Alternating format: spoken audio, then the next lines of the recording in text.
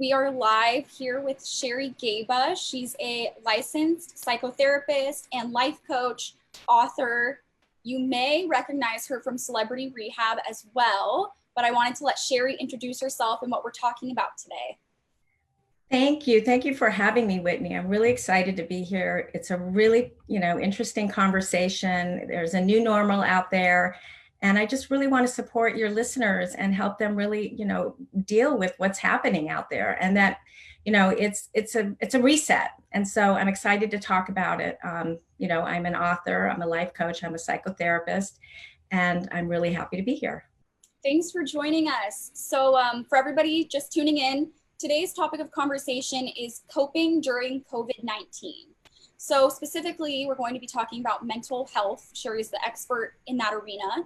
So we wanted to talk about isolation, fear and anxiety, stress, how to maintain a positive mindset. So, sort of all of these things that we may be going through during this pandemic.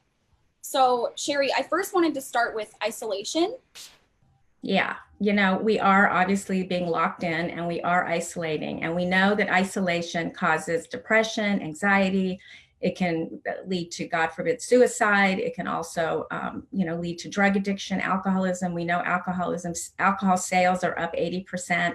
So we know isolation is not good for mental health. However, there are a lot of things we can do, and we have to just be really easy on ourselves. We need to keep busy and distract. And actually, if it's positive distractions, not negative distractions, it will help eliminate a lot of the ruminating, a lot of the monkey mind thinking, a lot of the future tripping, worrying about what's going to be, what's not going to be.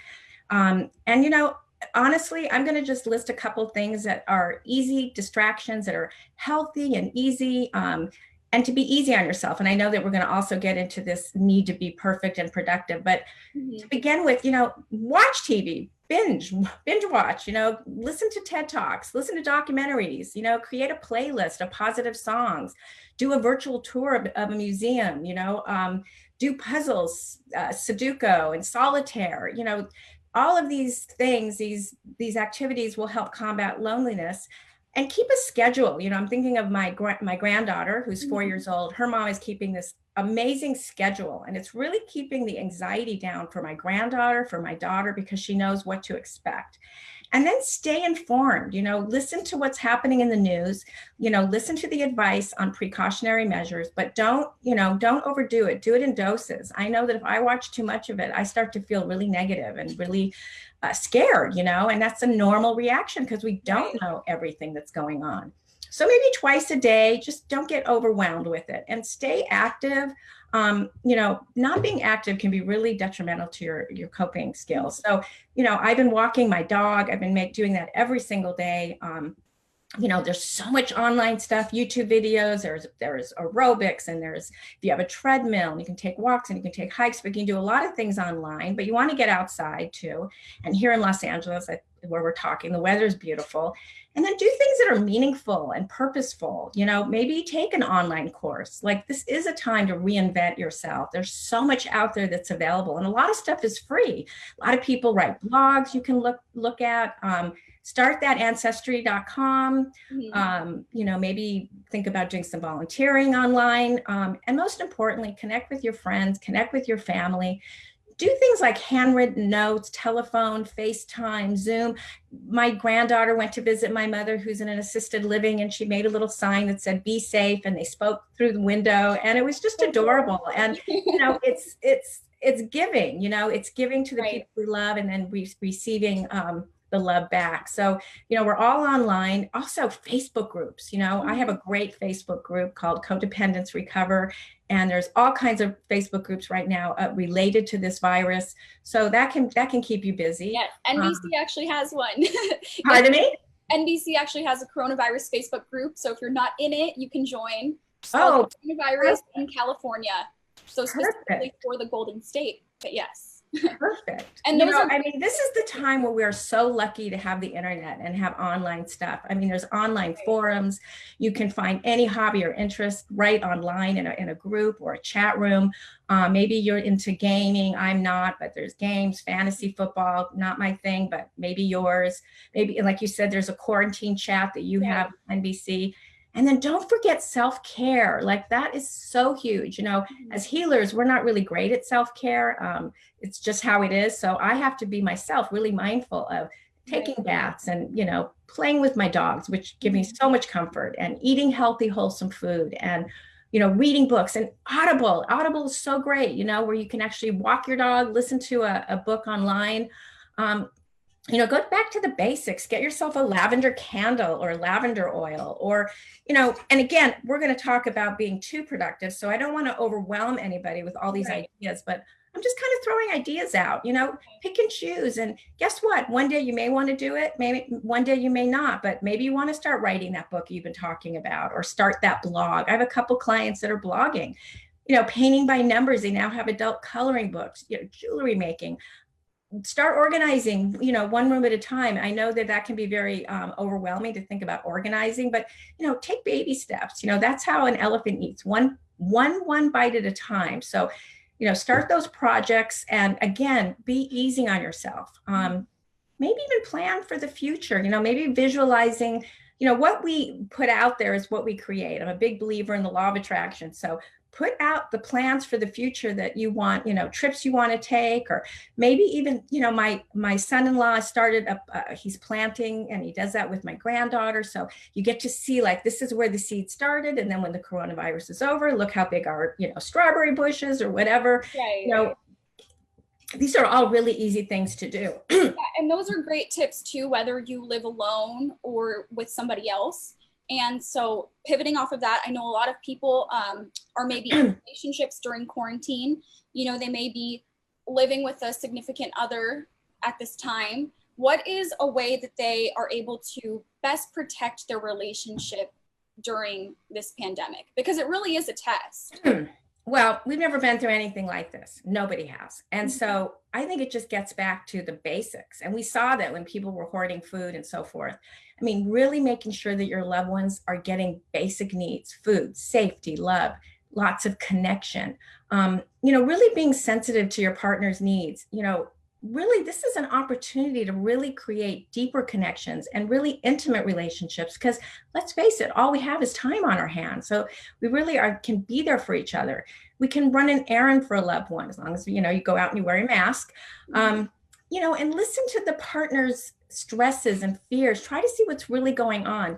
You're not going to be their therapist, but see if you can tune in just a little bit deeper than usual, because, you know, probably people are really scared, and they may be acting in ways that they wouldn't ordinarily act because they are scared. So see if you can sort of get the other person to talk about it, and just be really genuine and empathic, warm, you know, have a warm conversation, really use good eye contact, you know, express your own feelings. Try to use positive motivation, and rather than being critical and negative. This isn't a time to be, you know, criticizing your loved ones. So really try to, you know, work on that if you are finding yourself, because sometimes when we're under stress, we take, you know, that whole kick the dog idea where, you know, we come home from a hard day of work and we kick the dog. I mean, no, we're not going to kick anybody around here. I'm just using that as a metaphor. You know, let's try not to criticize or stonewall. You know, like all of a sudden I have someone I'm working with, a client, and her husband's not talking to her. And, you know, not only is that verbally abusive, but it's so unsafe, and it just plays into all of you're already insecure. So let's try to, like, make the other person feel safe, and we don't have to be defensive. And, you know, even just light, affectionate touch, you know, showing gratitude to your partners, you know, being mindful, really being present with that person. All of these things build trust, and they build commitment, and, you know, try to be equal with responsibilities. You know, if you're homeschooling, I think people should be sharing those responsibilities if they can. I have some clients that just aren't. And then I notice there's a lot of resentment when one person's homeschooling and working, and then the other one is just working, and, you know, it becomes not really equal. But I think that's a bigger discussion. I think that goes on anyway, that, you know, sometimes one parent takes on more responsibilities than they should, you know, and work with problem solving, you know. And the thing that I tell people, you know, people always say, well, take it easy, meditate, breathe. I say slow it down, slow your nervous system down, so you know what's really going on.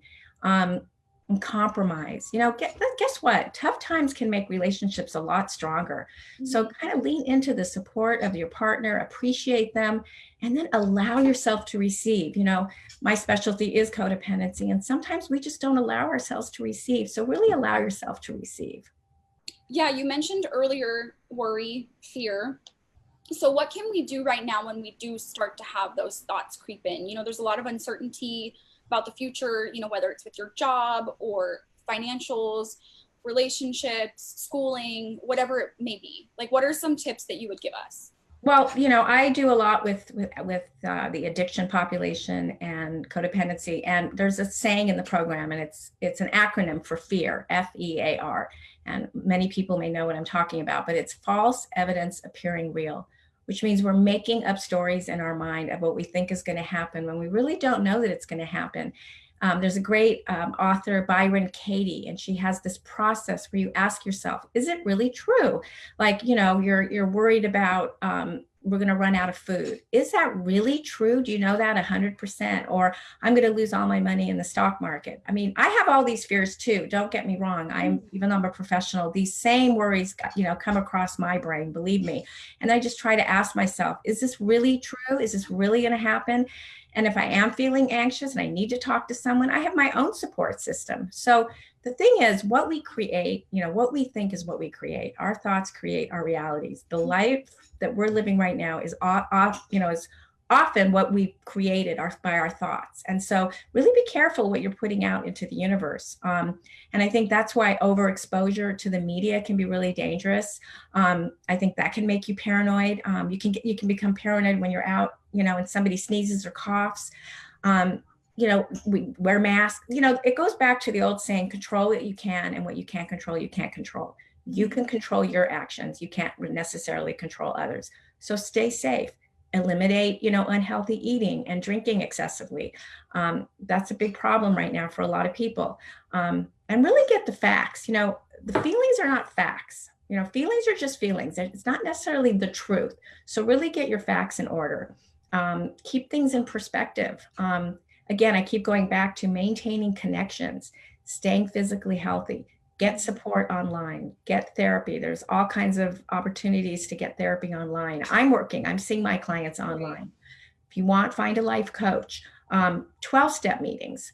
There's no reason you can't find the support out there. It really is out there. That's great. And then, so you mentioned, being anxious. So anxiety can obviously lead people to some dark mental places. How can we stay just upbeat and positive right now? Like, how can you see the bright side of things? Okay, well, we've got to stop stressing about the future, because all that does is build up cortisol in our system, and then that just weakens our immunity system. It's really important that we stay strong. This is really a serious virus, and if not now, when? This is the time to pick up these healthy habits. So you're going to feel good about yourself, and you're going to have less, you're going to feel better. Your self-esteem is going to be higher because you feel like you're taking care of yourself.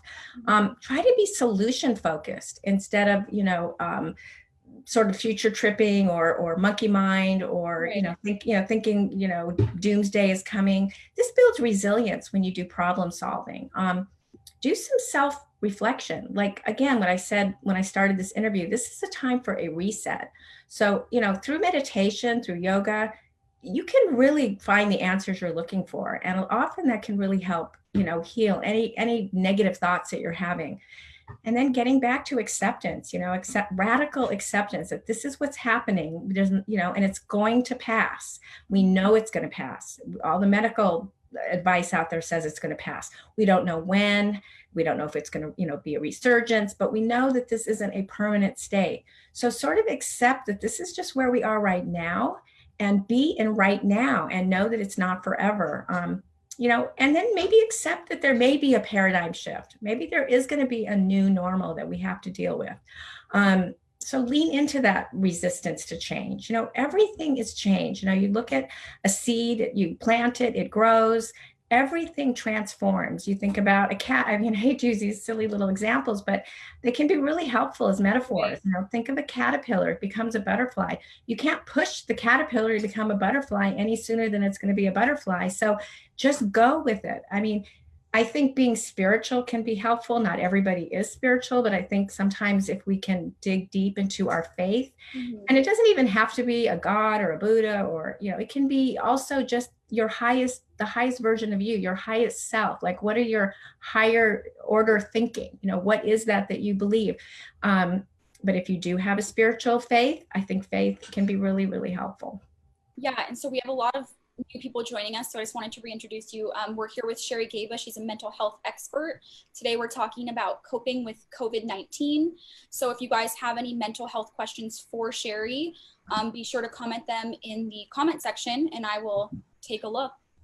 So now I wanted to talk about stress specifically. So what are some ways that people can cope with stress? And then what are some signs, if you're a parent, that your child may show and we know that they're exhibiting stress? Well, do you want me to talk about financial stress? Yeah, let's talk about financial stress. I think that's probably a lot of Americans. Yeah, that's a big deal. So we want to manage our spending. It's really simple. We want to cut out all the frills. We want to, reduce our spending on the non-essentials. We don't want to go crazy on the internet shopping, obviously. We want to limit risk taking. We don't want to get all caught up in the trends. I know that, some people all of a sudden want to start buying certain stocks because this, let's buy the stock company that's making masks and this and that. And some of that may be good decision making, but, rely on the professionals. Don't start going out there and taking, risks that you don't need to take. And again, stop the shopping sprees, and focus on trends, not fads. It's about being responsible. And if you've ever not been responsible in this area, now you're kind of, the universe is kind of forcing you to kind of take a look at, I really need to have savings, and so when I'm back to work again, I am going to start saving a little bit because you just never know what's going to happen. Right. So that's, my take on the finances. Some of the things that children, the way they show stress is a little different. They can become really clingy and needy, and they can become angry and agitated. They might even withdraw from you. But remember, it's not you. It's not anything that you're doing. You're not doing anything wrong. They're just trying to make sense out of something that makes no sense. And they're scared too, and they're anxious too. And if you have the TV on all the time with all this, negative news blaring at them, it's going to scare them. So really listen to your children intently, really listen to what their concerns are, just like I talked about the relationship, respond with love and attention. Really, try to build one-on-one time. I know that's really hard if you have 3 kids and you have to work and you're homeschooling all your kids. Right. Now, we don't have to do this perfectly, but if you can spend 10 minutes each day, just alone time with that child, I think that can go a long way. And ask them what they are thinking about the coronavirus, because sometimes kids will just build up something in their head, and just like we do, really. And let's see if we can eliminate those fears. Maybe they're thinking something that really isn't true, but they're scared, and so we can make some sense out of it for them. And just try to be as honest with them as you can based on the level of their understanding, and just be really reassuring and allow them, again, like I said, my granddaughter went and visited my mother, have them do video chat with their family, their friends. If they're still doing dance classes, see if their class is still doing Zoom dance or Zoom school, so that they can still, they need connection too to their little friends. So really encourage that. I mean, this is the time where you want to encourage them to use the internet, oftentimes you want to get them off their phones and stuff, but this may be the time that it's okay. And, I was going to even get into managing stress for the essential workers. I don't know if you wanted me to talk about that. That's what I wanted to talk about. We have a lot of grocery store workers, mail carriers, hospital workers, people in news like myself. They can experience secondary traumatic stress. So can you expand on what that looks like, how that manifests, and then when do you know that you should be seeking help? Right. Okay. So you're absolutely right. There are people out there on the line every day, and I give them so much credit, and I'm so, so grateful to what they're doing. I think this is really the time for them out there is to deepen their connections with the people that they work with. with themselves, really look at why they decided to do what they do. Why did they choose that job? Remind themselves of, what is their purpose? What was their calling? When I became a therapist and you became a news person, we had a calling to do these things. So remind yourself, why am I doing this? This is a greater calling. As dangerous as it is, and I don't minimize it, it's sometimes for some, like for medical professionals, it's a greater calling. So connections are what keep us, resilience and purpose. Really, again, reminding yourself, why am I here? This is kind of an existential, time where we can really look deep into what is my purpose? Why did I choose this profession? Discover what really has meaning in your life, even outside of work. And, really appreciate others, appreciate yourself, appreciate what you're doing to help you avoid burnout. And again, find out, explore deeper, like why, because sometimes we're so busy on autopilot, we kind of forget, like, why am I doing this? So what drew you to this kind of work? Why do you want to save lives? Why did you want to reduce crime? Why did you want to take a job on protecting society? I mean, really take a look at the commitment that you made and feel good about it. Try, if you can, depending on where you work, try to limit the shifts to less than 12 hours. Try to work in teams, that really limits working alone. Again, we don't want to be isolated. Continue talking to your friends, continue talking to your family, talk to your supervisor or your teammates, how you're feeling. If you really feel like you are completely burnt out, and some people are just, working through burnout because they don't have a choice. They're the only one on the team and they have to be there. But things that they can do when they're not working is, practice their breathing, all the self-care things that I talked about, relaxation techniques. It's all really the same. Self-care, healthy diet, lots of sleep, and exercise. But again, it doesn't have to be all or nothing. Like I walk my dog for 15 minutes. That's my exercise right now. Right. And that's it's just okay. Little things at this point. Right. And then feel good after you do it. I mean, I feel great after I do it. I'm like, I did it. I feel so good. And my dog is so happy. Create good habits too. So. Oh, that's a really good point, Whitney. Yeah. You're creating habits because I must say, I have exercised more during quarantine than I have ever before. So I have to be honest, I've never really walked my dog on a regular basis, and I'm doing that more than I've ever done. Yeah. So and these are the good things that are happening. Silver lining. Exactly. So it's also really important to have boundaries. As a codependent expert, it's all about being able to say no when you need to say no, and not to be afraid to say no. If you know that, your health. I have a client yesterday, he's got high blood pressure. He's going to have to start creating boundaries, or he's really going to, it's really going to affect his health. Limit caffeine, like I said earlier, limit alcohol, take those breaks. That's, really what I think people need to do is all the same things that we're doing at home. You just have to do it even more as an essential worker.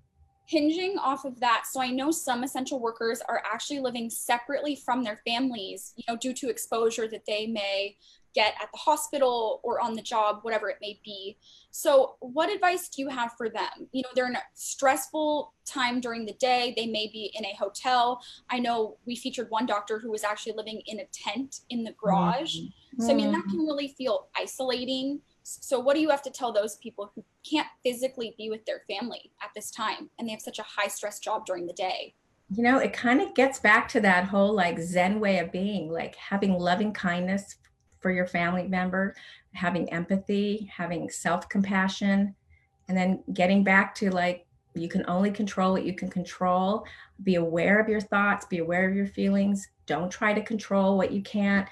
Remind yourself that it's only temporary. Practice self-care. If you're actually living in a separate place, go back to that online support, talk to them through video chatting or video, Zoom, like we're talking right now. If it's really difficult, find a therapist online, find a coach, take an online course. Just don't isolate, really stay in the present. Again, I kind of repeating the same things, but it really is the same for all of us, to really, this is a time to deep to really dig deeper, like to really go inside. This is not an outside job. Outside is a really dangerous place right now. This is the time where we want to go inside and really, maybe evaluate things in a much bigger way, because there is no outside distraction at this point. Right. And I think to make a note, you said like we may be physically isolated, but we're not mentally or socially isolated. So I think that's a good thing to keep in mind too. For sure, for sure. I have a group of women. We talk once or twice a week on Zoom. I'm busier than ever with my clients. I'm amazed at really how resilient people are. People are resilient, and I'm not minimizing, the deaths, and I'm not minimizing the pain out there and the financial stress. I am not minimizing it, but people are resilient. I see a lot of that. Practice gratitude. We're always told to talk about what we appreciate. I once learned a little tool, and I do this a lot with my clients. Practice what you're not grateful for, but how is this a blessing? Like, how is this coronavirus actually, and I don't want to use the blessing of someone you love has died, or you're financially strapped. I don't want to minimize that. I do not. But if there's something you can see, beyond this, sometimes you can't see it with your eyes, but there's something that you're gonna grow from this experience. You're gonna have a lesson. There's gonna be something that's gonna happen that's gonna be really positive. That's how I live my life. And if you really look at your life, I bet some of the things that have happened to you, when you look back, something happened that was, I don't know if it was positive, but you grew from some experience. And I guarantee you, we are all growing from this experience. But really just avoid catastrophic thinking, like all or nothing thinking, like it's doomsday. I think when people were hoarding at the markets, and, I think that was just a little over the top.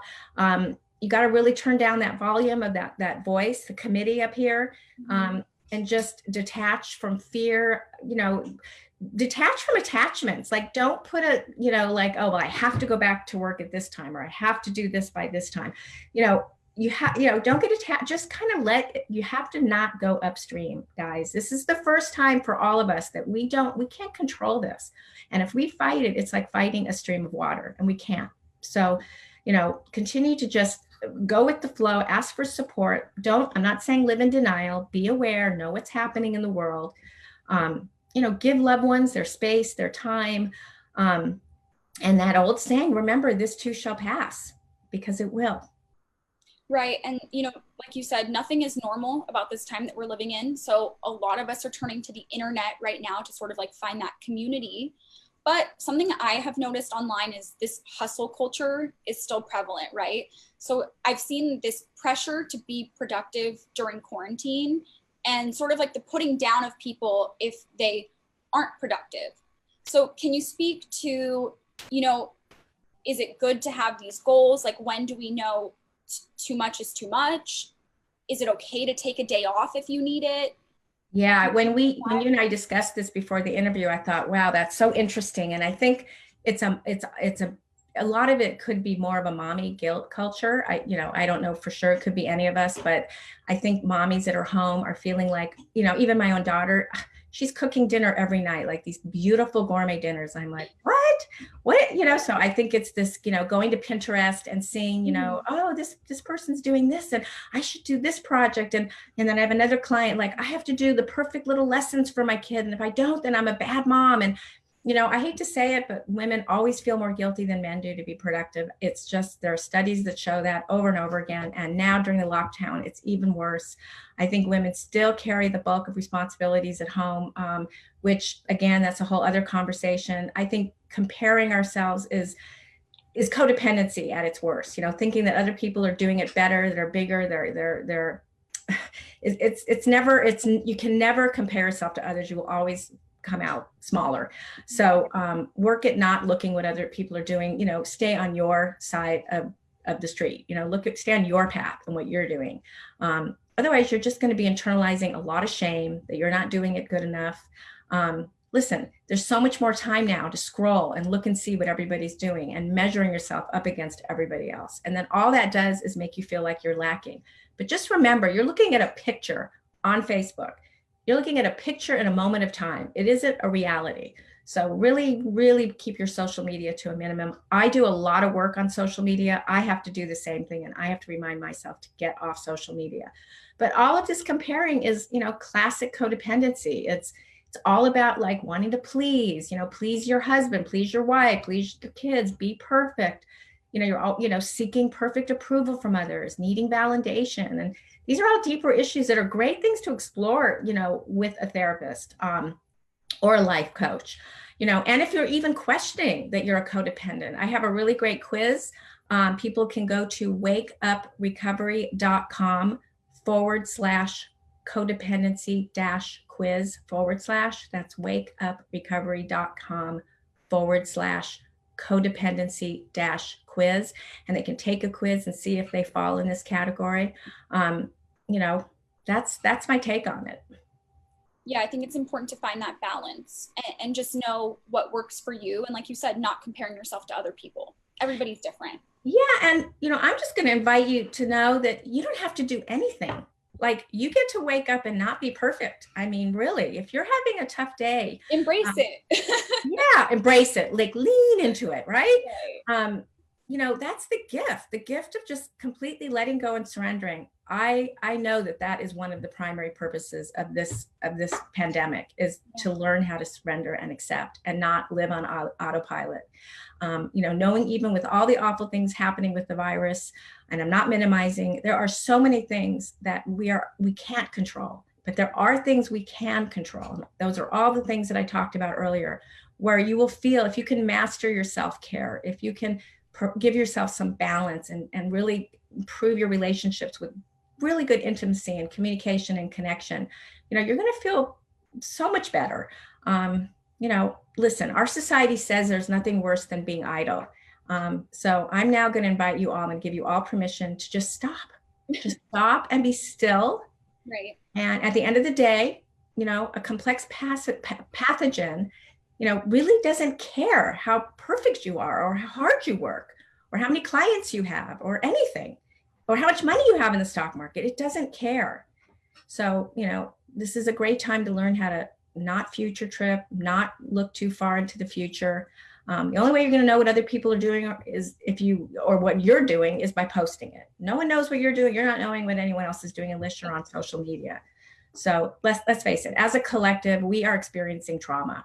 So, there's going to be a lot more depression, anxiety, alcoholism, sleeplessness, forgetfulness, anger, because everyone feels so uncertain. And so many people have so much difficulty living in uncertainty. And I get it.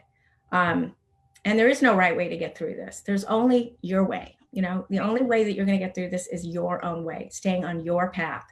So, don't sign up for every yoga class. Don't, even though at the beginning of our talk, I mentioned all the things you could do, but I wanted to balance that with, and don't do anything, right? In the middle. Yeah, right. Well, isn't that what it's all about? Like, you want to take up a hobby? Great. If you don't, that's okay too. If you want to start writing a book, organizing your closet, I give you permission. If you don't have to. Just, be you.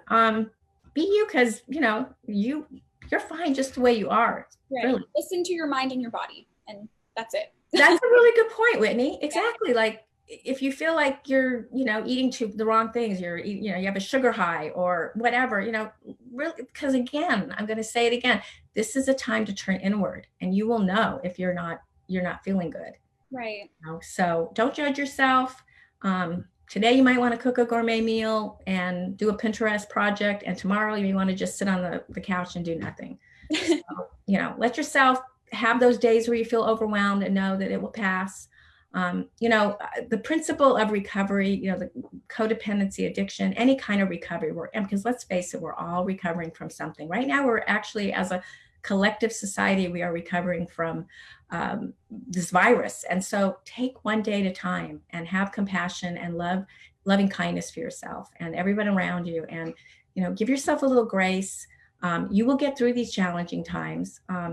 Again, this is not a time to push up against what is happening around you. It's not. It's a time to control what you can, whether it's self-help, self-care or sleep or wholesome eating or exercise.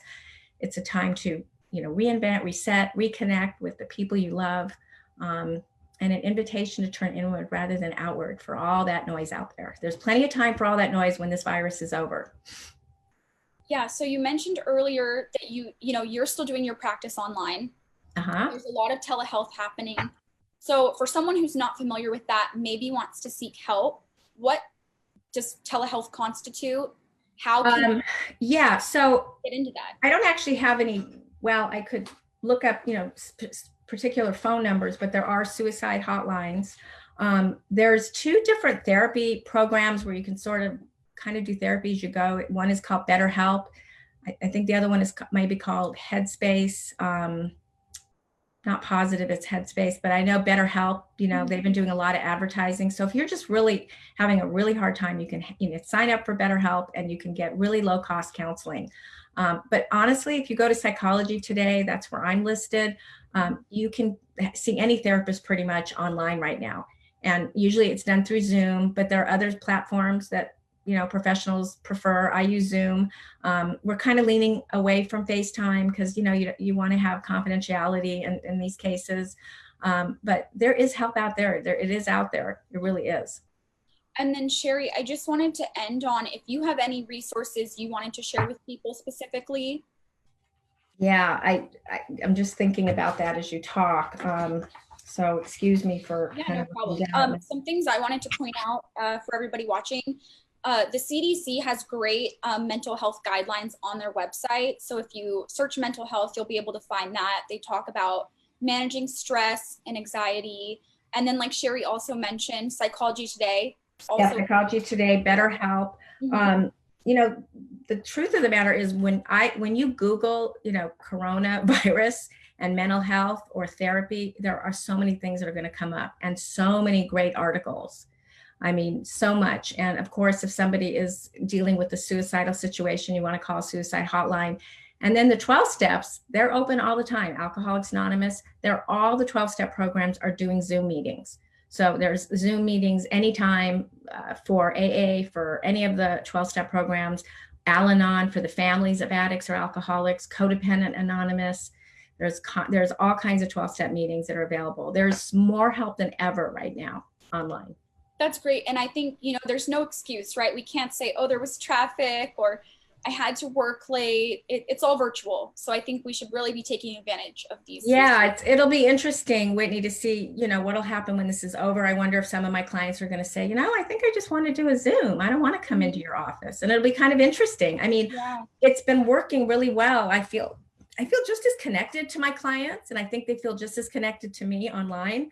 And at first it might feel a little weird being on video, but what it comes down to, honestly, this is the truth, bottom line, you want to find someone you connect to. If you look for a practitioner out there that you want to talk to about your deepest issues and your fears, you want to find someone that you feel really comfortable with, that you can connect to, that you can be really honest and talk your truth. Yeah, that's great. Well, thank you so much for your time, Sherry. You're so welcome. Thank you for having me. Of course. And you guys, Sherry, you can go to Sherry's website. I believe it's sherrygaba.com, correct? Yes. Yes, for additional mental health resources. She writes for so many different things, including Psychology Today. So definitely take a look at her website. And then also on NBCLA.com, if you search mental health, we have so many resources there for you guys. Thank you for offering that, having that for people. Yeah, of course. Thank you so much, Sherry. You're welcome. Have a good day, guys. You too. Bye.